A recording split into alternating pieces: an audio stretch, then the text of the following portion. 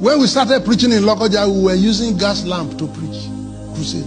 How many of you remember gas lamp? The one you pump. You won't know it here. And since you don't know it, may you never know it. Of course, you can't know it again. It's gone. Somebody carried the lamp on his head and climbed table. Because of the person that is going to read the Bible, he will stand near the person. And if the kerosene is going down, you pump it on the head of the man. You told him, Boriadro, then you be pumping the thing on top of his head. Put your head correct because you pump it. And one day, the kerosene was reducing and the light of the lamp was going down.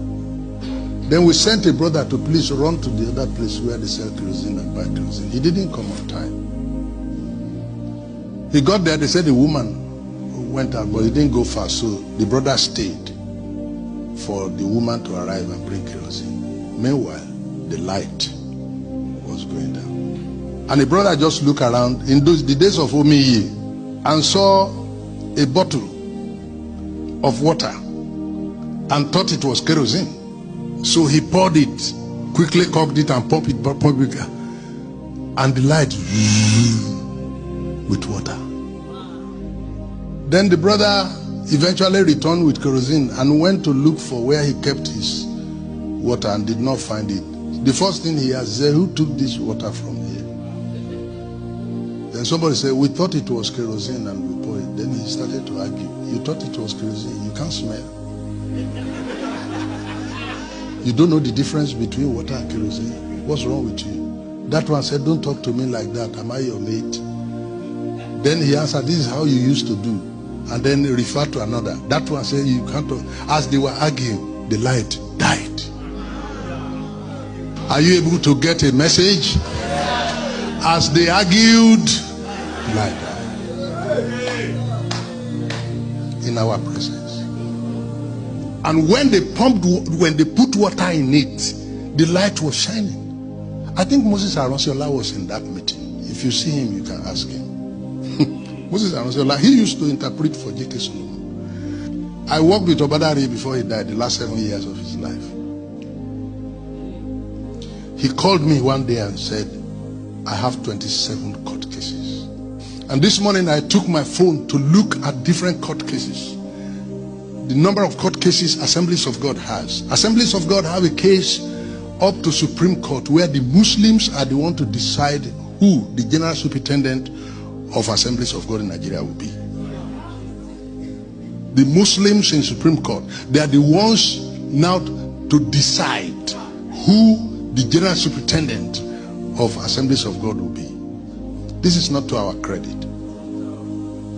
Men and brethren, you go. I was the convention speaker in the African Church in Abeokuta, and the prelate has a court case against the council.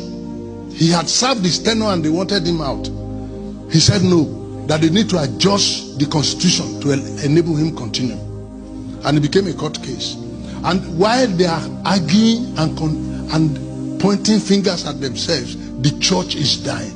I am telling you that while we are arguing, the light is what?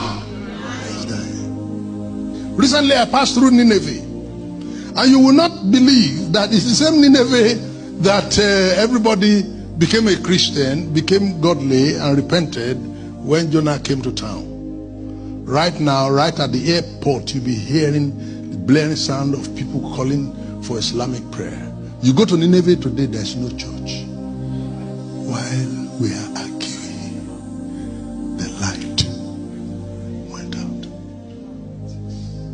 You are supposed to know that the president of North America, Libya, they were Christians. Mauritania, Morocco, they were all Christians. The whole country were 100% Christians. Turkey, Constantinople, they were all Christians, 100%. But when we came to a point when we are arguing about Holy Communion, we are arguing about baptism, we are arguing about the sacraments, the light. Meanwhile, the darkness we met on ground is still there, and they are multiplying their own intensity. But our own light, even if it were a candlelight, if only we were able to even sustain that, light is light. But even our light, so small, is going out. And what we have now is relics of Christianity and the history of its practice. And that's what we are announcing and priding ourselves in. Recently, the former Vice Chancellor had been awarded the license to start Ifa University in Nigeria. Abi? Some of you know it. Yeah. And has approached the Nigerian Universities Commission, and they have given him license to start Ifa University in the same Southwest where we pride ourselves. Very soon he will start the university in Southwest. Yoruba children will be his first graduates. And what we are going to see is the setting up of Ifa temples all around. So our people go to church on Sunday. That's how they will also be going to the Ifa temples to worship. This is where we're heading. As we argued, the light.